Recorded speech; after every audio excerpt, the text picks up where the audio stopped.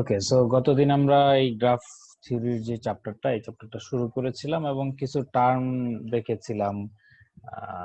Simple, connected, complete, তারপর strongly connected component বা strongly connected graph কাকে বলে, unilaterally connected component, in degree, out degree, তারপর তোমার source, sink, predecessor, successor, adjacent. ঠিক আছে, এই ধরনের অনেকগুলো আমরা দেখেছিলাম, মাল্টিগ্রাফ, ডাইগ্রাফ, ডিরেক্টেড গ্রাফ। ঠিক আছে, লুপস, মাল্টিপল এজেস, অর্থাৎ মাল্টিগ্রাফের সংজ্ঞার মধ্যে যেই দুইটা জিনিস আসে। তারপরে levelled graph, free tree, cycle, এই ধরনের টার্মিনোলজি গুলো আমরা দেখেছিলাম। Adjacent nodes, neighbour, normal degree, isolated node, path এবং পাথ লেন্থ। ঠিক আছে, এই জিনিসগুলা, ভার্টিস, পয়েন্ট, এই জিনিসগুলো আমরা মোটামুটি এখানে দেখেছিলাম। এখন আমরা আরেকটু সামনের দিকে যাব। গ্রাফের সিকোয়েন্সিয়াল রিপ্রেজেন্টেশন। সিকোয়েন্সিয়াল রিপ্রেজেন্টেশন মানে কি? সিকোয়েন্সিয়াল রিপ্রেজেন্টেশন মানে হচ্ছে একটা জাস্ট সিকোয়েন্সের মধ্যে, একটা সিকোয়েন্স বলতে একটা অ্যারে এর মধ্যে আমরা রিপ্রেজেন্ট করে রাখবো। সো সেই আমরা যে অ্যাডজাসেন্সি ম্যাট্রিক্স দেখছি সেটাকে আরেকটা ভাষায় বলা হচ্ছে সিকোয়েন্সিয়াল রিপ্রেজেন্টেশন। ঠিক আছে, গ্রাফের সিকোয়েন্সিয়াল রিপ্রেজেন্টেশন বলা হচ্ছে এই অ্যাডজাসেন্সি ম্যাট্রিক্সকেই, বা এটাকে পাথ ম্যাট্রিক্সও বলা হয়ে থাকে। ওকে, পাথ ম্যাট্রিক্স, অ্যাডজাসেন্সি ম্যাট্রিক্স, এগুলো কোনটা কি সেগুলো আমরা দেখব। সো প্রথমত আমাদের এই সিকোয়েন্সিয়াল রিপ্রেজেন্টেশনটা কি এটা আমরা মোটামুটি বুঝলাম। এটা জাস্ট একটা অ্যাডজাসেন্সি ম্যাট্রিক্স, অর্থাৎ জাস্ট একটা টু ডাইমেনশনাল অ্যারে। এবং টু ডাইমেনশনাল অ্যারে কে তো তুমি জানো মেমোরিতে স্টোর করে রাখা হয় আসলে ওয়ান ডাইমেনশনাল অ্যারে হিসাবে, তাই না, একটা টেপ হিসাবে। সো এই সিকোয়েন্সিয়াল রিপ্রেজেন্টেশন, এটা এটা হচ্ছে গ্রাফটাকে স্টোর করে রাখার একটা ওয়ে, যেটা অ্যাডজাসেন্সি ম্যাট্রিক্স এর মাধ্যমে করা হয়। আরেকটা সিকোয়েন্সিয়াল রিপ্রেজেন্টেশন বাদে আরেকটা ওয়ে হচ্ছে লিঙ্কড রিপ্রেজেন্টেশন। ঠিক আছে, যেটা আমরা লিঙ্ক লিস্ট বা এই ধরনের কোন একটা ডেটা স্ট্রাকচারের মাধ্যমে করতে পারি। অর্থাৎ এই নোডের চাইল্ডকে এই নোডের মানে এই নোডের অ্যাডজাসেন্ট কারা কারা আছে তাদেরকে তুমি যদি ধরো কোনোভাবে কানেক্টেড বুঝিয়ে রাখতে পারো তোমার ইয়েতে, কি বলে এটার নাম, লিঙ্ক লিস্টে, তাহলেই সেটাকে বলা হচ্ছে লিঙ্কড রিপ্রেজেন্টেশন। ওকে, দুই ধরনের রিপ্রেজেন্টেশনের কিছু সুবিধা অসুবিধা আছে, এটা তোমরা জানো। আচ্ছা, সো প্রথমেই আমাদের দরকার হচ্ছে এ কালেকশন অফ নোডস এবং এ কালেকশন অফ এজেস। ঠিক আছে, এখন অ্যাডজাসেন্সি ম্যাট্রিক্স কে ডিফাইন করার জন্য তারা যেভাবে ডিফাইন করতেছে সেটা হচ্ছে জি, জি একটা simple directed graph with m nodes, m টা নোড আছে, ওকে, and suppose the nodes of g have been ordered and called v1 to vm, okay, then the adjacency matrix is a, adjacency matrix a equal to a ব্র্যাকেটের মধ্যে a I j, অর্থাৎ এই গ্রাফটা একটা বা এই ম্যাট্রিক্সটা হচ্ছে একটা m ইনটু m ম্যাট্রিক্স। ঠিক আছে, m ইনটু m একটা ম্যাট্রিক্স, ধরো m এর ভ্যালু 3 হলে এরকম, 4 হলে আবার এখানে আরো একটা বাড়বে। অর্থাৎ তোমরা অ্যাডজাসেন্সি ম্যাট্রিক্স বলতে যেটা বুঝো, কিন্তু এখানে একটা ব্যাপার আছে, such a matrix which contains entries only 0 and 1 called a bit matrix বা বুলিয়ান ম্যাট্রিক্স। সো আমরা এখানে আরো নতুন টার্মিনোলজি পেলাম, বিট ম্যাট্রিক্স বা বুলিয়ান ম্যাট্রিক্স। বিট ম্যাট্রিক্স বা বুলিয়ান ম্যাট্রিক্স কাকে বলে? বিট ম্যাট্রিক্স বা বুলিয়ান ম্যাট্রিক্স হচ্ছে পাথ যদি থাকে, ধরো vi একটা নোড, vj অন্য যে কোনো আরেকটা নোড, সো এই দুইটা নোডের মধ্যে যদি পাথ থাকে, সরাসরি পাথ থাকে, সরি, অর্থাৎ একটা আরেকটার অ্যাডজাসেন্ট বা নেইবার যদি হয়, অর্থাৎ ডাইরেক্টলি পাথ থাকে, ঠিক আছে, তাইলে আমার আই এবং জে এর জন্য এ আই জে যেই কি বলে সেলটা নির্ধারিত আছে বা অ্যারের যে এলিমেন্টটা নির্ধারিত আছে, সেখানে বসবে 1, আর পাথ না থাকলে কত বসবে? যদি পাথ না থাকে তাহলে বসবে 0। সো এটা হচ্ছে একটা 0 1 এর ম্যাট্রিক্স, এই জন্য এটাকে বিট ম্যাট্রিক্স বা বুলিয়ান ম্যাট্রিক্স বলা হয়। সো এটার মধ্যে সব জায়গায় আইদার 1 নাইলে 0, ঠিক আছে, 1 0 এরকম, 1 0 ছাড়া আর কিছুই থাকবে না আর কি। ওকে, সো এই আহ, এই এই ধরনের ম্যাট্রিক্স গুলার প্রপার্টিজ তো কিছুটা তোমরা অলরেডি জানো, যেমন ধরো এটা যদি ডিরেক্টেড না হয়, অর্থাৎ বাই ডিরেকশনাল হয়, তাহলে এটা জাস্ট এই মাঝখান বরাবর ডায়াগোনাল বরাবর এটা কি হবে? সিমেট্রিক হবে, এই পাশে যা বসবে এই পাশে এরকম সেই জিনিসটাই বসবে, এখানে যা বসবে এখানে তা, যা বসবে এখানে তা, সিমেট্রিক হবে।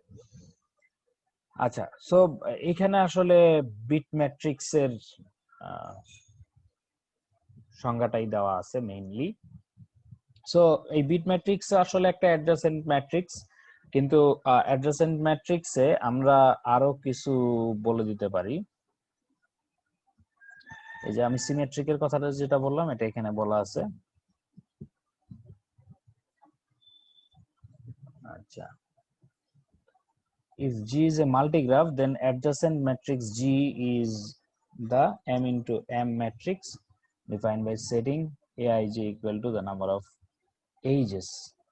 আচ্ছা, অনেক সময় যদি এটা মাল্টিগ্রাফ হয়ে থাকে, তাইলে তোমার জি কে এই অ্যাডজাসেন্সি ম্যাট্রিক্স জি, জি এর একটা জি তো গ্রাফটা, সো এটার অ্যাডজাসেন্সি ম্যাট্রিক্সটাতে অনেক সময় বোঝানো হয় যে এ থেকে অর্থাৎ ভিআই ভিজে যদি দুইটা নোড হয়, তাহলে এইটা থেকে একটা থেকে আরেকটায় যাওয়ার কতগুলা এইজ আছে, সেটা দিয়েও অনেক সময় তোমার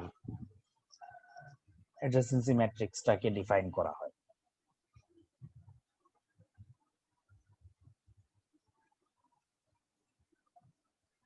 ওকে, এখানে একটা উদাহরণের মধ্যে বিভিন্ন নোড দিয়ে একটা অ্যাডজাসেন্সি ম্যাট্রিক্স বা এটাকে পাথ ম্যাট্রিক্সও বলা চলে, এটা তৈরি করে ওরা দেখিয়েছে। সো এটা একটা, এখান থেকে তুমি দেখেই বলে দিতে পারবা এটা এটা একটা আসলে ডিরেক্টেড গ্রাফ। অ্যাডজাসেন্সি ম্যাট্রিক্স থেকে দেখেই আমরা বলে দিতে পারছি এটা একটা ডিরেক্টেড গ্রাফ। কারণ হচ্ছে না হলে এই গ্রাফটা আসলে মানে এই ম্যাট্রিক্সটা আসলে একটা সিমেট্রিক হতো, এই বরাবর একটা সিমেট্রি তৈরি করতো, অর্থাৎ এখানে 1 আছে, এখানে 1 থাকতো, অথবা ওখানে 0 যে এখানে 0 থাকতো। যেহেতু সেটা নাই, তার মানে এটা আসলে একটা ডিরেক্টেড গ্রাফের কথা তারা বলছে।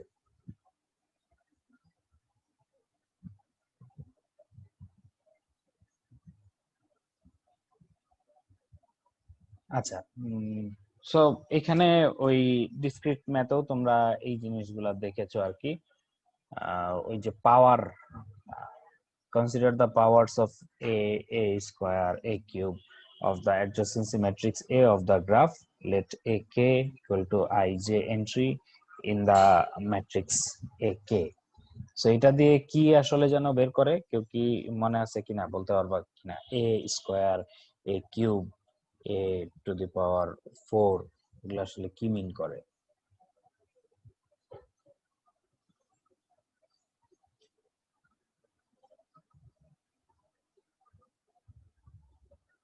বলতে পারবা কি? আমার কথা শুনতে পাচ্ছ কি?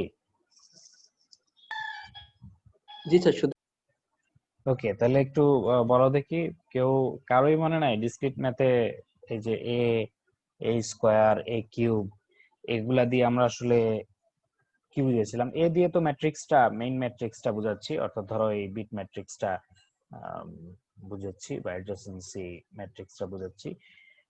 a2 মানে a স্কয়ার, a কিউব, এগুলো দিয়ে আসলে কি বোঝায় মনে আছে কিনা?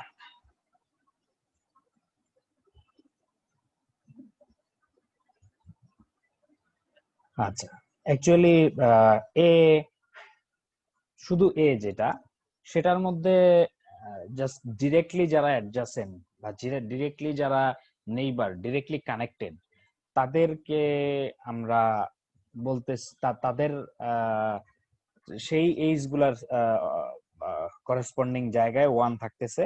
আর যারা ডিরেক্টলি কানেক্টেড না, সো তাদেরকে আমরা বলতেছি 0, তাদেরকে এখানে 0 হিসাবে রাখা হচ্ছে। অর্থাৎ সোজা কথা হচ্ছে এ থেকে বি তে যাওয়ার পাথ আছে, বি থেকে সি তে যাওয়ার পাথ আছে, সরি। সো এ টু বি বা বি টু এ আমাদের এই গ্রাফে 1 থাকবে, এবং বি টু সি বা সি টু বি আমাদের গ্রাফে 1 থাকবে, কিন্তু এ টু সি আমাদের এই গ্রাফে থাকবে 0। ঠিক আছে? আচ্ছা, সো এ স্কয়ার বা এ কিউব এগুলা বোঝাচ্ছে হচ্ছে ওই যে পাওয়ারটা যত, অত লেন্থের পাথ কয়টা আছে, এই নোড থেকে এই নোডে অত লেন্থের পাথ কয়টা আছে। ঠিক আছে? অর্থাৎ যদি আমার এই স্কয়ার করে দেখি, তাহলে এই স্কয়ারের মধ্যে এ টু সি এর ভ্যালু থাকবে 1, এবং সেখানে কিন্তু তোমার এ টু বি এবং বি টু সি এর ভ্যালু হয়ে যাবে 0। ঠিক আছে? সো এটা হচ্ছে যে যেমন এখানে বলেছে যে তো give the number of path length 2 from V I to J, অর্থাৎ এক্স্যাক্টলি পাথ লেন্থ অত।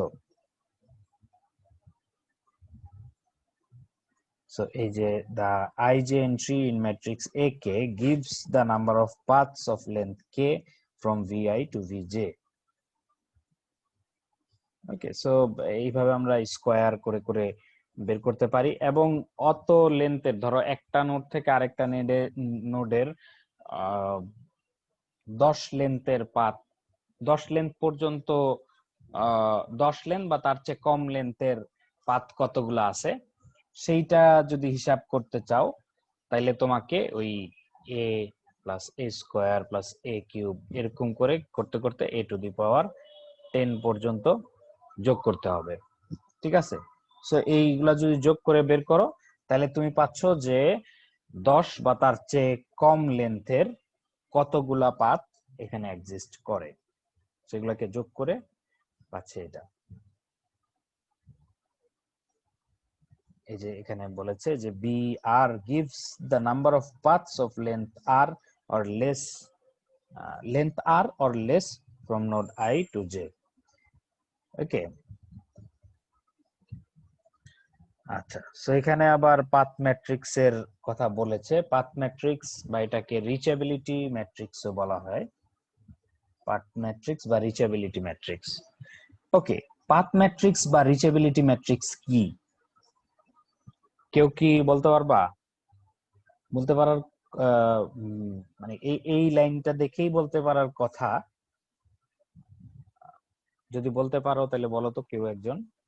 মানে স্যার ইনডিরেক্টলি হলেও ওইখান থেকে ওখানে যাওয়া যাবে, আর 0 হচ্ছে ওখান থেকে ওখানে যাওয়ার কোনো রাস্তাই নেই।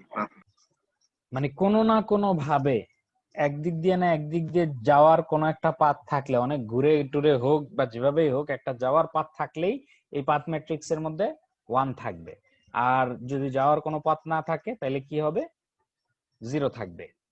এই তো, যে কোনো একটা নোড থেকে আরেকটা নোডে যাওয়ার কোনো না কোনো ভাবে পাথ থাকলেই সেটাকে আমরা 1 দিচ্ছি, এবং কোনো পাথই যদি, কোনো ওয়েতেই যদি একটা নোড থেকে আরেকটা নোডে না যাওয়া যায়, তাহলে সেটাকে আমরা 0 দিচ্ছি। এই অবস্থা যদি হয়, এটাকে পাথ ম্যাট্রিক্স বলে, বা রিচেবিলিটি ম্যাট্রিক্সটা যদি বলো, তাইলে এটাকে আরো সেলফ এক্সপ্লেনেটরি হয়, টার্মটা সেলফ এক্সপ্লেনেটরি, অর্থাৎ রিচ করতে পারতেছে কি পারতেছে না। সো একটু যদি মিলিয়ে পড়ো, তাহলে পাথ ম্যাট্রিক্স এবং আমাদের এই যে বিট ম্যাট্রিক্স যে আছে, এই দুটার মধ্যে আসলে পার্থক্য কি? অ্যাডজাসেন্সি ম্যাট্রিক্স বিট ম্যাট্রিক্স বা বুলিয়ান ম্যাট্রিক্স, এটার সাথে পাথ ম্যাট্রিক্সের পার্থক্যটা কি? এটার সংজ্ঞাটার দিকে যদি একটু তাকাও তাহলে ভালোভাবে বুঝতে পারবা।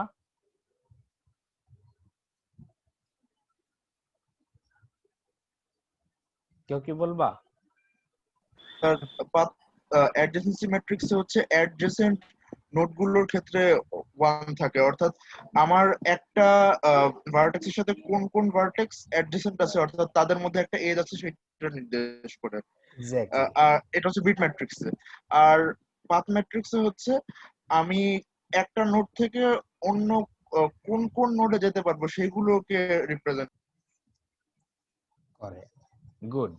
সো আলটিমেটলি অ্যাডজাসেন্সি ম্যাট্রিক্স এই টার্মটা অবশ্য অনেক সময় জেনারেলাইজড টার্ম হিসাবে ইউজ হয়, অর্থাৎ এই যে কোনো ধরনের অ্যাডজাসেন্সি ম্যাট্রিক্স বলতে আমরা ওই মানে এই টার্মটা অ্যাডজাসেন্সি ম্যাট্রিক্স দিয়ে আমরা বুঝাই যে কোনো একটা ম্যাট্রিক্স এই ধরনের পাথ বোঝানোর জন্য, মানে একটা থেকে আরেকটায় পাথ আছে কিনা বা কি বলে এটার নাম, কোনো ওয়েট টোয়েট থাকলে এগুলো সবগুলোকে আমরা অ্যাডজাসেন্সি ম্যাট্রিক্স বলে থাকি জেনারেল কেসে। আর এমনি বিট ম্যাট্রিক্স বা আমাদের বুলিয়ান ম্যাট্রিক্স এই দুইটা এই টার্মগুলো আসলে এক্স্যাক্টলি এই জিনিসটা বোঝানোর জন্য ইউজ হয় যে একেবারে তোমার দুইটা নোড কিন্তু একেবারে অ্যাডজাসেন্ট হতে হবে, ঠিক আছে? অর্থাৎ তাদের মধ্য থেকে ডিরেক্ট একটা যদি এইজ থাকে তাদের দুইজনের মধ্যে, তাইলেই আমরা শুধুমাত্র 1 রাখবো, আর অন্য দিক দিয়ে ঘুরে যেতে পারলেও আমরা সেখানে 1 রাখবো না। অর্থাৎ এইখানে এই গ্রাফটার কথা যদি চিন্তা করো তাইলে বিট ম্যাট্রিক্স বা তোমার বুলিয়ান ম্যাট্রিক্সে a to b 1 থাকবে, b to c 1 থাকবে, কিন্তু a to c 0 থাকবে। আর যদি পাথ ম্যাট্রিক্সের কথা চিন্তা করো a to b 1 থাকবে, b to c 1 থাকবে, a to c 1 থাকবে, অর্থাৎ কোনো না কোনো ভাবে যাওয়া গেলেই হচ্ছে। আচ্ছা, যেই যেই এইজ গুলার কথা বললাম এই এইজ গুলোর উল্টা এইজ গুলাও 1 থাকবে, অর্থাৎ a to b যদি হয় b to a ও হবে, কারণ হচ্ছে এটা আমরা ডিরেক্টেড সরি আনডিরেক্টেড একটা গ্রাফের কথা বলেছি বা দেখছি আর কি। স্যার, পাথ ম্যাট্রিক্সে তো আমরা একটা ভার্টেক্স থেকে আরেকটা ভার্টেক্সে মানে বিভিন্ন ভাবে যেতে পারি, মানে জাস্ট আমরা যেতে পারি কিনা এটা ডিফাইন করে। তাহলে পাথ ম্যাট্রিক্স থেকে কি গ্রাফটা আসলে আঁকা সম্ভব স্পেসিফিক ভাবে? সুন্দর কোশ্চেন করেছো, পাথ ম্যাট্রিক্স থেকে আসলে গ্রাফটা আঁকা সম্ভব কিনা। না, পাথ ম্যাট্রিক্স থেকে এক্স্যাক্টলি গ্রাফটা, শুধু পাথ ম্যাট্রিক্সটা যদি তোমাকে দেওয়া থাকে তাহলে অবশ্যই তোমার গ্রাফটা আসলে আঁকা পসিবল না, তাই না? এটা তুমি বুঝতেছো। এবং যাই হোক, কোশ্চেনটা যেহেতু করেছো সুন্দর একটা কোশ্চেন হয়েছে, কারণ এটা অনেকেরই কনফিউশন থাকতে পারে, বা পাথ ম্যাট্রিক্স বলে দিয়ে যদি তুমি আসলে গ্রাফটা চাও এটা আসলে পসিবল না এক্স্যাক্টলি। কারণ এটার মধ্যে হয়তো আঁকা যাবে কোন একটা গ্রাফ, কিন্তু এটাই যে ইউনিক সলিউশন সেটা আসলে বলা যায় না, তাই তো? যেখানে আমরা ওই বিট ম্যাট্রিক্স থেকে এক্স্যাক্টলি যে সলিউশনটা অর্থাৎ যে গ্রাফটা সেই গ্রাফটা বের করে নিয়ে আসতে পারবো। এটা একটা ভালো সুন্দর অবজারভেশন, থ্যাংক ইউ। আচ্ছা, এরপরে তোমার এখানে দেখিয়েছে আমরা ওই যে বি বের করতেছিলাম, বিটা আসলে ওরা ইউজ করে হচ্ছে আই যে এর মধ্যে কোন ধরনের যে কোনো ধরনের অর্থাৎ সাধারণত আমরা ধরো যদি নোড থাকে এনটা, তাইলে n-1 পাওয়ার যদি n-1 পর্যন্ত যাই তাইলেই দেখা যায় যে চলে আসে আর কি পাওয়ার n বা n-1। আচ্ছা, n পর্যন্ত যদি যাই তাইলে আমাদের এখানে সব এগুলা চলে আসবে, কি বলে সব পাথ গুলা চলে আসবে। যেমন এই যে 4টা নোড আছে, এখানে b4 বের করছে। সো b4 বের করেছে কিভাবে? a square a cube a to the power 4, এই তিনটা যোগ করে, এই তিনটা ম্যাট্রিক্স যোগ করে তারপরে তোমার এই b টু দি পাওয়ার 4 বের করেছে, ঠিক আছে? বলতো এই b4 যে এটা কি পাথ ম্যাট্রিক্স না অ্যাডজাসেন্সি ম্যাট্রিক্স নাকি? এটা কি পাথ ম্যাট্রিক্স আমরা বলতে পারি কিনা? স্যার, পাথ ম্যাট্রিক্স তো ডেফিনেশন অনুযায়ী 1 0 হওয়ার কথা, তবে মানে ওইভাবে চিন্তা না করলে এক ধরনের পাথ বলা যেতে পারে। এটা থেকে তুমি পাথ ম্যাট্রিক্স বের করতে পারবা, কিন্তু এইটা আসলে পাথ ম্যাট্রিক্স না, তাই তো? জি স্যার। ওকে, সো মানে যখন তোমার বাইনারি অ্যানসারে আমরা চলে যাব, তখন অ্যানসারটা তোমাকে ইয়েস অর নো একটা কনক্লুশনে যাওয়ার ওয়ে থাকলে অবশ্যই তোমাকে যেতে হবে। সো স্ট্রেট ফরওয়ার্ড যদি বলি, তাহলে এটা পাথ ম্যাট্রিক্স না। এটা থেকে পাথ ম্যাট্রিক্স আনা পসিবল, সেটা তুমি বুঝতে পারতেছো, কিন্তু এটা পাথ ম্যাট্রিক্স না। Okay, so we obtain the path matrix of graph, matrix P of the graph. So এই পিটা হচ্ছে পাথ ম্যাট্রিক্স। এটার মধ্যে যতগুলা নন জিরো নাম্বার আছে, ঠিক আছে, এই গ্রাফ এইটার মধ্যে যতগুলা নন জিরো নাম্বার আছে সেগুলাকে আমরা 1 দিচ্ছি, আর যেগুলা তোমার জিরো সেগুলাকে 0 দিচ্ছি। ওকে, বুঝতে পারতেছো কিনা? জি স্যার। ওকে, সো আমাকে একটা জিনিস বলো তো দেখি, একটা গ্রাফ, পুরা গ্রাফটা একটা ডিরেক্টেড গ্রাফ, পুরা গ্রাফটা স্ট্রংলি কানেক্টেড হবে কখন? পি এর ভ্যালুগুলা কি ধরনের হলে পরে এটাকে আমরা স্ট্রংলি কানেক্টেড গ্রাফ বলতে পারবো? একটা ডিরেক্টেড গ্রাফ এর ক্ষেত্রে এটার যে পাথ ম্যাট্রিক্সটা আছে, পাথ ম্যাট্রিক্সটার ভ্যালুগুলা কি ধরনের হলে পরে আমরা এটাকে স্ট্রংলি কানেক্টেড গ্রাফ বলতে পারবো? সবগুলো 1 হলে। বুঝতে পারছি। হ্যাঁ হ্যাঁ, সবগুলো 1 হলে। বাকিরাও কি এরকম চিন্তা ভাবনা করছো? স্ট্রংলি কানেক্টেড তখন বলবো যদি কোনো একটা নোড এ থেকে বি তে আমি যেতে পারি, আবার বি থেকে এ তেও যদি ব্যাক করতে পারি। সো রাইট, এই এবং ক্ষেত্রে এটা সব নোডের সবগুলো ক্ষেত্রে। এক্স্যাক্টলি রাইট, সব নোডের ক্ষেত্রে। এবং এই ক্ষেত্রে হচ্ছে আপনার পাথ ম্যাট্রিক্সে কোনো এন্ট্রি 0 থাকতে পারবে না, মানে আপনার রাইট, এখানেই দেখাচ্ছে। গুড, মানে এটার পরেই লেখা আছে, তাই তো? সো জি স্যার। সো তোমার যদি এটা পুরাটাই পাথ ম্যাট্রিক্স পুরাটাই 1 হয়, সেই ক্ষেত্রে আমরা একমাত্র বলতে পারবো যে পুরা গ্রাফটা স্ট্রংলি কানেক্টেড, এছাড়া ওই গ্রাফটা স্ট্রংলি কানেক্টেড হবে না। গুড, তাহলে তো তোমরা এখান থেকেই বের করে ফেলতে পারতেছো সবকিছুই, কিন্তু দেখেছো বইতে সবকিছুই লেখা থাকে, আমরা কিন্তু কিছুই করি না, জাস্ট ওইটা দেখে দেখেই বলতেছি, আর কিছু করতেছি না। তারপরও তোমাদের মনে হয় যে ক্লাস নিলে মনে হয় যে ওকে অনেক কিছু মনে হয় আমরা শিখলাম, আসলে কিন্তু কিছুই না, এখানে সবকিছুই লেখা আছে। আচ্ছা, তাহলে এখন একটু এই যে এখানে ট্রানজিটিভ ক্লোজারের কথা বলা আছে, ট্রানজিটিভ ক্লোজারটা কি একটু পরে বুঝো, বুঝে 2 মিনিট সময় দিলাম, 2 মিনিটে একটু পরে বুঝে আমাকে বলো। ওকে, 2 মিনিট আমি রেকর্ডিংটা একটু অফ রাখি। ট্রানজিটিভ ক্লোজার হচ্ছে হ্যাঁ আচ্ছা তুমি ওকে, সাপোজ একটা গ্রাফ হচ্ছে জি আর একটা গ্রাফ হচ্ছে এইচ। তো এইচ কে আমরা জি এর ট্রানজিটিভ ক্লোজার বলবো তখন যদি জিতে যতগুলো নোড থাকে এইচেও ততগুলো নোড থাকতে হবে, এবং জিতে কোনো একটা নোড এ এবং বি এর মাঝে যদি কোনো একটা পাথ থাকে, ঘুরায় পেঁচায় সজ্জা করে একটা পাথ থাকলে তখন এই যে আমরা ওইটাকে একটা অ্যাডজেসেন্ট এজ বানায় দিব। সো এতে করে যেটা হইতে হবে যে জি এর যে পাথ ম্যাট্রিক্স, এইচ এর ক্ষেত্রে ওইটা অ্যাডজেসেন্ট ম্যাট্রিক্স সেম হইতে হবে। তখন হচ্ছে এইচ কে জি এর ট্রানজিটিভ ক্লোজার বলবো। আচ্ছা, কাবিদ বলতে চাইছিলে, তুমি কি এর ব্যতিক্রম কিছু বলবে না এটাই বলবে?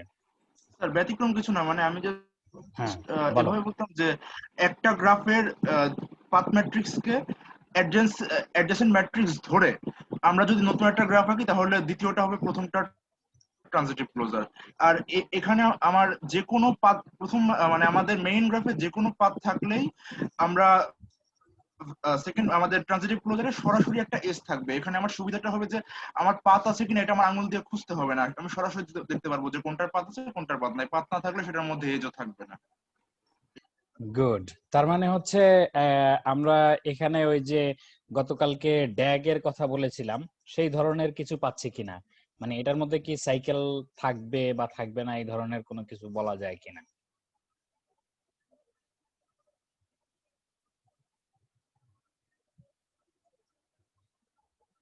বলতো একটু।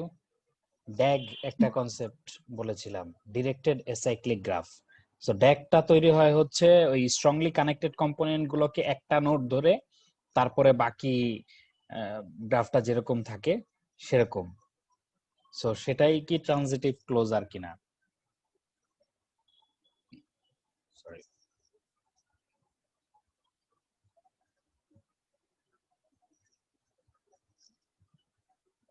যারা সংজ্ঞাটা বললা তারা একটু মন্তব্য করো দেখি। স্যার ড্যাগের ক্ষেত্রে আমরা যদি মানে পুরাটাকে একটা কম্পোনেন্ট ধরে ফেলি তাহলে তো মানে আমার যে এই কি বলে ট্রানজিটিভ ক্লোজার, সেখানে তো আমার এ থেকে বি তে যদি একটা পাথ থাকে আর বি থেকে সি তে যদি একটা এ থেকে বি তে যদি একটা এজ থাকে আর বি থেকে সি তে যদি একটা এজ থাকে, তাহলে আমার ট্রানজিটিভ ক্লোজারে এ থেকে বি তেও এজ থাকবে, বি থেকে সি তেও এজ থাকবে, আবার এ থেকে সি তেও এজ থাকবে। এখানে মানে সাইকেলটা থাকছে কারণ আমরা পুরাটাকে তো আসলে কম্পোনেন্ট ধরছি না এই ট্রানজিটিভ ক্লোজার। আবার একটু বলো, আমি আঁকি। এ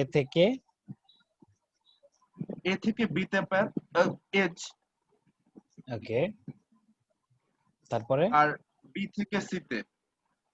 সি তে যদি থাকে, এটা যদি আমার মেইন গ্রাফে থাকে, হুম, ট্রানজিটিভ ক্লোজারে এ থেকে সি তেও একটা এজ থাকবে। ট্রানজিটিভ ক্লোজারে এ থেকে সি তে একটা এজ থাকবে। আচ্ছা, আর ড্যাগে কি হবে?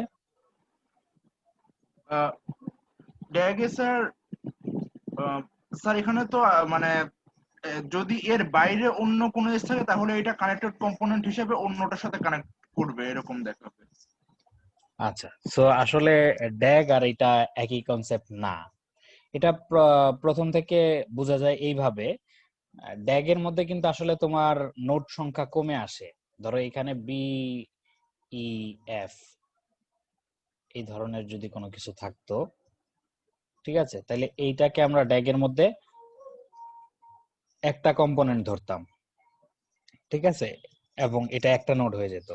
কিন্তু এখানে ট্রানজিটিভ ক্লোজারের জন্য বলা আছে যে, কি বলা আছে, নোড সংখ্যা সেম থাকবে। ঠিক আছে, আমি কি ক্লিয়ার? Okay, thank you. তোমরা পরে যে সংজ্ঞাটা বের করতে পারছো এটা খুবই আসলে প্রশংসার দাবিদার বলতে হবে। কেননা আমি হলে তোমাদের অবস্থানে থাকলে মনে হয় না বের করতে পারতাম। কারণ আমি এই যে এইজ এবং পাথ, এই দুইটা টার্মই হয়তো খেয়াল করতাম না। এইজ এবং পাথকে হয়তো একই মনে করতাম এবং মনে করতাম যে ওকে, এটা তো একই জিনিস, দুইটার মধ্যে আসলে পার্থক্য কি? সো এটার দুইটার পার্থক্য হলো এই দুইটা টার্মে, একটা এইজ আর একটা হচ্ছে পাথ। এই নতুন গ্রাফটার মধ্যে বা ট্রানজিটিভ ক্লোজারটার মধ্যে এইজ থাকতেছে, যেখানে মূল গ্রাফটার মধ্যে কোনো না কোনো ভাবে একটা পাথ আছে আর কি, এক জায়গা থেকে আরেক জায়গায় যাওয়া যায় কোনো না কোনো ভাবে, যেটা যে কোনো ভাবেই হতে পারে। সো সেই যাওয়া গেলেই আমরা আসলে একটা এইজ দিয়ে দিব। আচ্ছা, আরেকটা ছোট কোশ্চেনের অ্যান্সার দাও তো।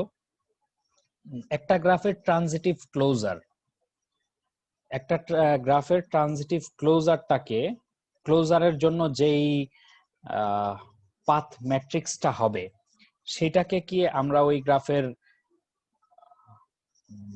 বিট ম্যাট্রিক্স বা বুলিয়ান ম্যাট্রিক্স বলতে পারি কিনা? অর্থাৎ আরো একটু ক্লিয়ার করে বলি, জি একটা গ্রাফ আছে, এই গ্রাফটার পাথ ম্যাট্রিক্স ধরো পি, ঠিক আছে। এখন এটা ট্রানজিটিভ ক্লোজার জি প্রাইম। সো আমরা কি জি প্রাইমের বিট ম্যাট্রিক্স বা জি প্রাইমের বুলিয়ান ম্যাট্রিক্স পি কে বলতে পারি কিনা? জি স্যার, আমি এটাই সংজ্ঞাতে বললাম যে মানে অরিজিনাল গ্রাফের পাথ ম্যাট্রিক্সকে আমরা বুলিয়ান ম্যাট্রিক্স ধরে যে গ্রাফটা আঁকবো সেটাই হবে ট্রানজিটিভ ক্লোজার আগের main graph. Okay, good, thank you.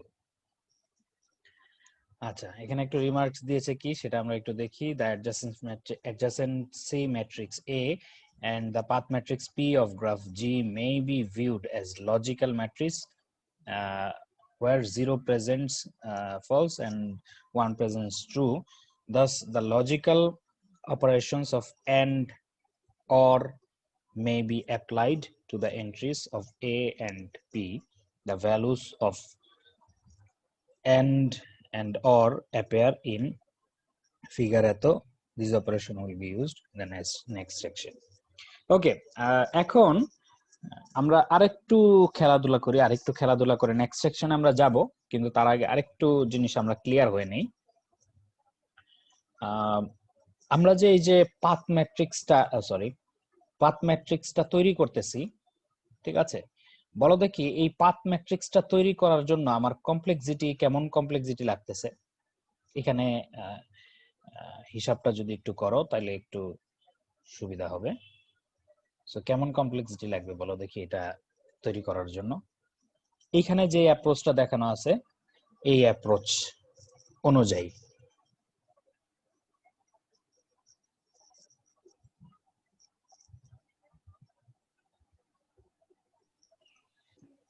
Sir N square হবে না?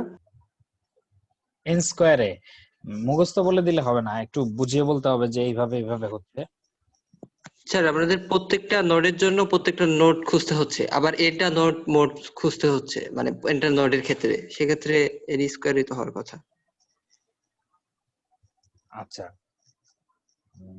অর্থাৎ ডাইরেক্টলি তুমি যদি পাথ ম্যাট্রিক্সটা বের করে আনো, বের করার জন্য তুমি বলতেছো প্রত্যেকটা নোড থেকে প্রত্যেকটা নোড খুঁজতে হচ্ছে। সো এখানেই তোমার প্রত্যেকটা নোড থেকে প্রত্যেকটা নোডে কি খুঁজবা, এটা হলো আমাদের ব্যাপার। ধরো এ বি সি আছে, ওকে।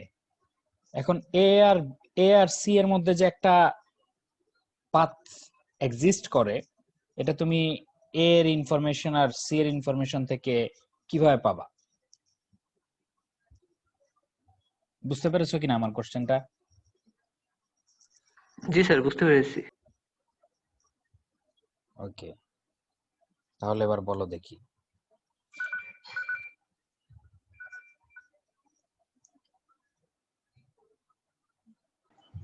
আচ্ছা, সো বলো দেখি কেউ কি চিন্তা ভাবনা করেছো কিনা। স্যার মানে অ্যাকচুয়ালি আমাদের মানে একটা নোড থেকে মানে একটা নোডের সাথে কার কার পাথ আছে এটা বের করার জন্য সবগুলো এস ট্রাভার্স করতে হবে। আর একটা গ্রাফে ম্যাক্সিমাম এস থাকতে পারে n-1, তো সেই সাপেক্ষে প্রতিটা নোডকে আবার n-1টা মাত্র? এটা তো একটা গ্রাফে না, এটা একটা ট্রিতে n-1টা থাকতে পারে, অর্থাৎ যেটার মধ্যে জাস্ট একটা একটা করে আছে, তাই না? সরি n-1/2 মানে n স্কয়ার টাইপ, n আচ্ছা, স্কয়ার। n স্কয়ার, ওকে। হ্যাঁ n স্কয়ার, সরি, হ্যাঁ n স্কয়ার এস থাকতে পারে। তাহলে সেই ক্ষেত্রে প্রতিটা নোডের জন্য যদি এইভাবে বের করতে যাই সেক্ষেত্রে n কিউব। n কিউব, হ্যাঁ স্যার আচ্ছা। আমি হ্যাঁ, এভাবে বের করব যে for every possible I and J, দুইটা মানে প্রত্যেক পসিবল পেয়ারের জন্য আমি দেখব যে এদের কোনো একটা সেম কলামে 1 আছে কিনা। মানে প্রত্যেকটা পেয়ার যদি আমি করতে চাই, এনটা নোডের জন্য আমার পেয়ার হবে হচ্ছে nc2 মানে n square by n into n minus 1/2। আর আমি যদি প্রত্যেকটা অর্থাৎ আমি যদি প্রত্যেকটা কলাম ট্রাভার্স করতে যাই আর প্রত্যেকটা দুইটা করে রো নিয়ে আমি পেয়ার করি, তাহলে আমার পড়বে হচ্ছে আরো n প্রত্যেকটা কলাম ট্রাভার্স করার জন্য, সুতরাং n কিউব। সো তুমি বলতেছো n স্কয়ার, অর্থাৎ প্রতিটা সরি n এটা আসলে হচ্ছে n স্কয়ার ইনটু n, তাই তো? অর্থাৎ প্রতিটা নোডের সাথে প্রতিটা নোড পেয়ার ধরতেছো। সো প্রতিটা নোডের সাথে প্রতিটা নোড যদি ধরো তাইলে n স্কয়ারটা কম্বিনেশন হচ্ছে। সো এই n স্কয়ারটা কম্বিনেশনের জন্য দেখতেছো যে এই এ থেকে সি তে যাওয়ার জন্য এখানে তুমি মাঝখানে একবার বি ধরতেছো, আরেকবার ডি ই এফ এরকম ধরে দেখতেছো যে এ থেকে সি তে কোনোভাবে যাওয়া যায় কিনা, তাই তো? যে এ থেকে যে বি তে রিচেবল এবং বি থেকে সি তে রিচেবল। এখন কিছু ব্যাপার আসলে একটু থেকে যাচ্ছে, সেটা হচ্ছে ধরো এ থেকে ডি তে যাওয়া যায় এবং ডি থেকে ধরো ই তে যাওয়া যায়, এবং ই থেকে সি তে যাওয়া যায়। এই কেসটা কি তোমার এখানে হ্যান্ডেল হচ্ছে? এ থেকে সি তে যাওয়া যাবে কি যাবে না সেটা বের করার ক্ষেত্রে মানে মানে তুমি তো যেটা করতেছো সেটা হচ্ছে এভরি পসিবল যে পেয়ার আছে এই পেয়ারের মধ্যে দেখতেছো যে বাকি এনটা যদি নোড থেকে থাকে বাকি n-2টা নোড হয়ে এখানে যাওয়া যায় কিনা, অর্থাৎ এ থেকে এটাকে যদি আমি আই তম নোড বলি তাহলে আই তম নোডে যাওয়ার কোনো এজ আছে কিনা এবং আই তম নোড থেকে সি নোডটাতে যাওয়ার কোনো এজ আছে কিনা, থাকলে তুমি এ থেকে সি 1 দিচ্ছ আর নাইলে 0 দিচ্ছ বা আগে যে ইনফরমেশনটা আছে সেটাই রাখতেছো, এরকম না ব্যাপারটা? ও জি স্যার, এটা তো 1 ডিগ্রি করেসপন্ডিং শুধু কাউন্ট তো হচ্ছে। শুধু তুমি তাহলে একটা নোড হয়ে যদি যাওয়ার ব্যাপারটা দেখো তাইলে এটা পসিবল, কিন্তু যদি দুইটা বা একটা পাথ তো আসলে অনেকগুলা এজ হয়ে হতে পারে, তো সেই ক্ষেত্রে আসলে তোমার এটা সম্ভবত কাজ করবে না। স্যার তাহলে এভাবে আমি যখন 1 ডিগ্রি করলাম তারপরে ওই সেম কাজটা যদি ওইটার উপরে আরেকবার করি, অর্থাৎ তাহলে এর সাথে আরেকটা n গুণ হবে n⁴ এরকম কি? তার মানে n স্কয়ার গেলে n⁴ টাইপের মানে কিছু আমি একটা সেম কাজটা আসতেছে। আবার করব প্রত্যেক যে ম্যাট্রিক্সটা পাবো তার উপরে। আচ্ছা, সো সেটার জন্য আবার যদি আরেকটা নোড বাড়াই ই থেকে এফ করি, তারপরে এফ থেকে কি যাওয়া যাবে কিনা, মানে এইটা হ্যান্ডেল হবে কিনা, তিনটা নোড ভায়া থাকলে হ্যান্ডেল হবে কিনা।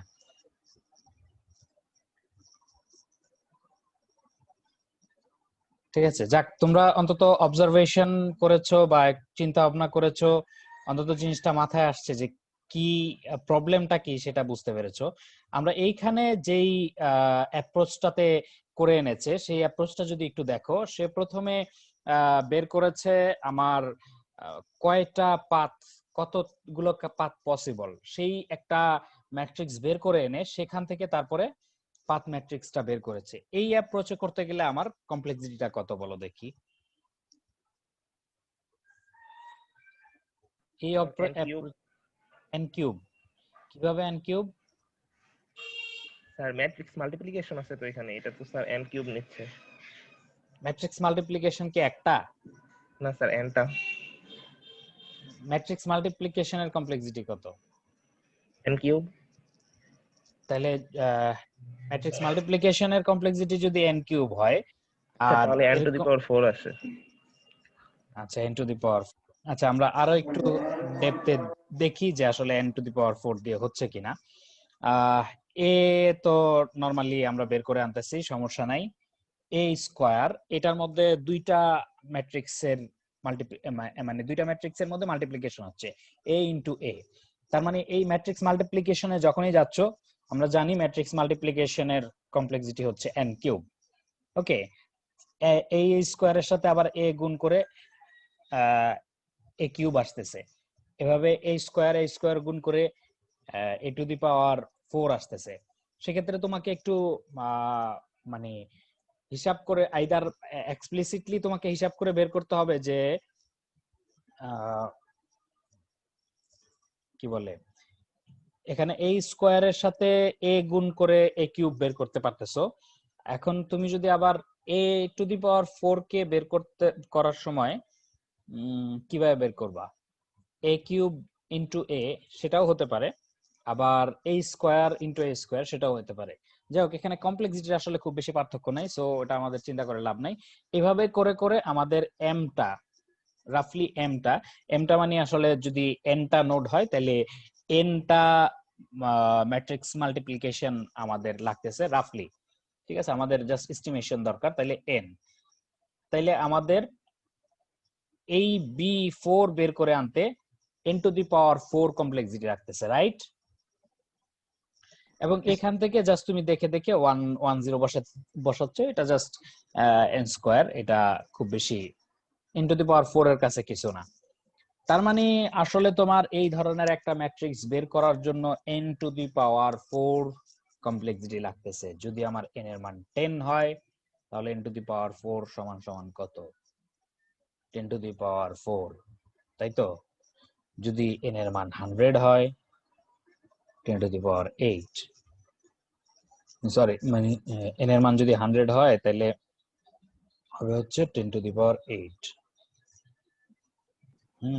n এর মান যদি 1000 হয় অর্থাৎ 10 টু দি পাওয়ার 3 হয়, এটার উপরে যদি টু দি পাওয়ার 4 করো তাহলে আসতেছে কত? আসতেছে 10 to the power 12। n to the power 12। তাহলে 1000 হয়ে গেলেই আমাদের আর পসিবল না, তাই তো? এটা কোনো মতে কষ্ট করে 100 নোডের জন্য তুমি করতে পারবা, কিন্তু তারপরে আসলে করাটা মুশকিল।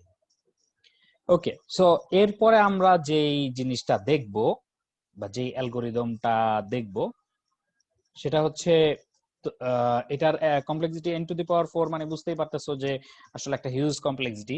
এই কমপ্লেক্সিটিটাকে কোনোভাবে কমানো যায় কিনা সেই ব্যাপারে কাজ করেছেন আমাদের ওয়ারশালস। এটাকে অনেক জায়গায় তুমি ফ্লয়েড ওয়ারশাল অ্যালগোরিদম নাম শুনে থাকবে।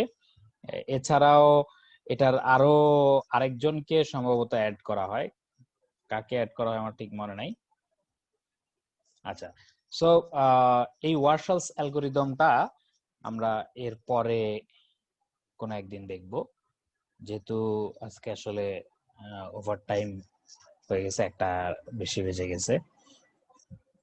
সো এটা তোমরা নিজেরা একবার যদি দেখো তাইলে বুঝতে, যদি নাও পারো বুঝতে, তারপরেও এটা একটা আইডিয়া হবে। পরে আমি পরের ক্লাসে যখন এটা বোঝাবো তখন তোমার এটা মোটামুটি বুঝতে খুব সহজ হয়ে যাবে। সো এই ওয়ারশালস অ্যালগোরিদমটা বা আমরা ফ্লয়েড ওয়ারশালও বলে থাকি, তো কেউ কি জানো ওয়ারশালস অ্যালগোরিদমের কমপ্লেক্সিটি কত? মানে এমনি কোথাও দেখেছো কিনা বা শুনেছো কিনা কখনো? n cube, right. সো ওয়ারশালস এই n টু দি পাওয়ার 4 যে আমরা দেখলাম, এটাকে সে n কিউবে কিভাবে নামিয়ে আনা যায় সেই চিন্তা করে সে একটা অ্যালগোরিদম প্রস্তাব করেছেন, এবং সেভাবে আসলে করাটা পসিবল।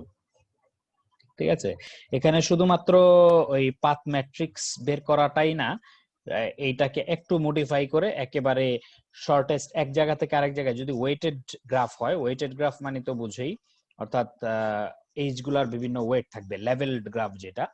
সো ওখান থেকে তুমি একেবারে এক জায়গায় এক নোড থেকে আরেক নোডে যাওয়ার সর্বনিম্ন কত কস্ট সেটাও বের করে আনতে পারবে। এবং আরো কিছু ইনফরমেশন রাখলে তুমি কি করতে পারবে, এই পাথটাও বের করে ফেলতে পারবে আর কি। সো এই সবগুলো জিনিস এখানে মোটামুটি দেখানো আছে। ওয়ারশালস এর অ্যালগোরিদমটা খুবই সহজ, মানে ইমপ্লিমেন্ট করতে যে এর চেয়ে সহজ আর কোনো অ্যালগোরিদম নাই। আচ্ছা, এটা 1-1 দিয়েছিলাম। ওকে, তাহলে তো ভালো, তোমাদের জন্য সহজ। সো আবার একটু দেখো জিনিসটা, আমরা জাস্ট এখানে এরপরের দিন এটাতে যাতে দেখতে আমাদের সহজ হয় এখানে। হ্যাঁ বলো। আমি যে ম্যাট্রিক্স মাল্টিপ্লিকেশন করে যেভাবে n টু দি পাওয়ার 4 বের করা হয়েছিল, আমি তো ওইটাই সম্ভবত বলেছিলাম যে কলাম সার্চ করে করে আমি n বার করব। প্রথমবার করলে আমার 1 ডিগ্রির জন্য বের হবে, পরের বার করলে 2 ডিগ্রির জন্য বের হয়ে যাবে। n বার করলে n ইনটু n কিউব মানে n টু দি পাওয়ার 4 থাকবে, যেটা সেমই হলো না? আচ্ছা, তুমি তুমি কলাম সার্চ করে, মানে তুমি আমি তাইলে হয়তো ঠিকঠাক বুঝতে পারিনি। একটা নোড, স্যার প্রথমবার কলাম সার্চ করে আমি যে ম্যাট্রিক্সটা বের করব সেটা হবে আমার একটা ভায়া হয়ে গেলেও যাতে সেটা 1 থাকে। দ্বিতীয়বার আমি কলাম সার্চ করে ওইটার উপরে ফার্স্ট টাইম যেটা বের করলাম সেটার উপরে কলাম সার্চ করে আমি যেটা বের করব সেটা এমন হবে যে দুইটা নোড ভায়া হয়ে গেলেও যাতে ওখানে 1 থাকে। এভাবে তিনটা করতে করতে মোট আমি n বার করব, মানে n বার আমার n কিউব কমপ্লেক্সিটির কাজ করতে হবে, মানে n ইনটু n কিউব মানে n to the okay. Power. So তাহলে তুমি যে অ্যাপ্রোচটা বলেছো সেটাই আসলে ওয়ারশালস অ্যালগরিদম, বুঝতে পারছো? তাহলে তুমি আরো এফিশিয়েন্ট। আমরা এখন n টু দি পাওয়ার 4 এর উপরে আছি। তো ঠিক আছে, সমস্যা নেই। আমরা বাকি যারা আছে তারাও একটু দেখো আর কি। ওয়ারশালস অ্যালগরিদমটা খুবই সহজ অ্যালগরিদম, এটা তোমরা একটু দেখো, পরে আমরা পরের ক্লাসে এটা নিয়ে কথা বলবো। ও যারা সহজে বুঝতে পারো তারা ওই যে কাবিদ যেটা বললো সেটা থেকেই হয়তো ধরে ফেলছো কি জিনিসটা। বাকি এরপর আমরা ক্লাসে সবার জন্য আবার ডিসকাস করব আর কি। স্যার, হ্যাঁ বলো। গ্রাফ বোঝার জন্য কি স্ট্যাক কিউ ওইগুলোর কনসেপ্টও লাগবে, মানে গ্রাফের ইমপ্লিমেন্টেশনের জন্য? গ্রাফের ইমপ্লিমেন্টেশনের জন্য ভালো কোশ্চেন করেছো। গ্রাফের ইমপ্লিমেন্টেশনের জন্য বলতে গ্রাফের কিছু অ্যালগরিদম আমরা দেখবো এর পরে, যে ডিএফএস বিএফএস এই ধরনের জিনিসগুলোতে কিউ স্ট্যাক তোমার লাগবে, বুঝতে পেরেছো? এখন লাগতেছে না, কিন্তু একটা জায়গায় যে আমাদের স্ট্যাক কিউ লাগবে, কারণ আমার যে ডিএফএস যে অ্যালগরিদমটা আছে এটা সম্পূর্ণই বেসড অন স্ট্যাক। আবার এই যে বিএফএস যে আছে, এই বিএফএস টাতে দেখো এই যে কিউ ইউজ করেছে, ঠিক আছে? So BFS based on queue এবং DFS based on what, based on stack, ঠিক আছে? এবং এই যে টপোলজিক্যাল সর্ট করব, এগুলোর মধ্যে আসলে কিছুটা এই ধরনের ডেটা স্ট্রাকচার লাগবে। ওকে, সমস্যা নেই। এর মানে এত কঠিন কিছু না। তুমি আমাদের রেকর্ডের যেহেতু ক্লাসগুলো আছে, আর এখানে যেতেও আমাদের একটু সময় লাগবে, আগামী হয়তো 1-2 সপ্তাহ পরে আমরা যাব। মানে এর মাঝখানে তো আমাদের এইগুলা পার হয়ে আসতে হবে। ডিএফএস বিএফএস আসলে আরো পরে আসবো, এবং এমনও হতে পারে ডিএফএস বিএফএস এর আগে আমরা ট্রির কিছু বেসিক কনসেপ্ট দেখে আসলাম। ওকে, সো চিন্তার কারণ নেই, এটা তুমি এর মাঝখানে একটু রিকভার করার ট্রাই করো, ঠিক আছে?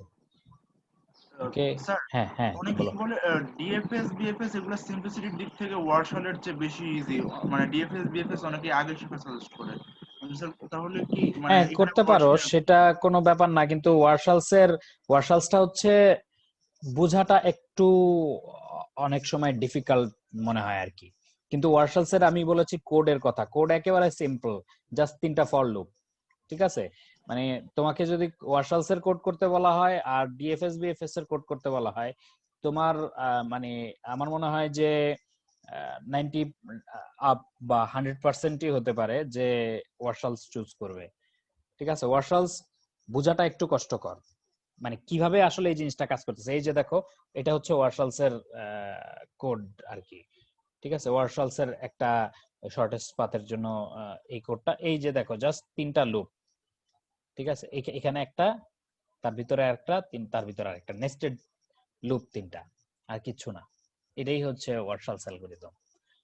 সো এই দিক থেকে ওয়ারশালস অ্যালগরিদম মানে কোডিং এর দিক থেকে খুবই সহজ, কিন্তু বুঝাটা, এটা যে কিভাবে কাজ করতেছে এই জিনিসটা বুঝাটা একটু একটু বেগ পেতে হয় আর কি। ওকে, আর কিছু?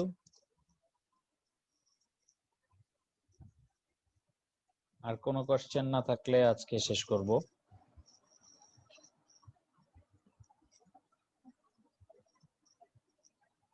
ওকে, সো তোমরা যাদের ওই আগের জিনিসগুলো একটু ল্যাকিং রয়ে গেছে, তারা ভিডিওগুলো দেখে একটু করে এসো, মানে একটু রিভাইজ করে এসো, তাহলে সুবিধা হবে আর কি। ওকে, ঠিক আছে, তাহলে আমরা এখানে শেষ করছি। তোমরা ভালো থাকো, সুস্থ থাকো। আল্লাহ হাফেজ।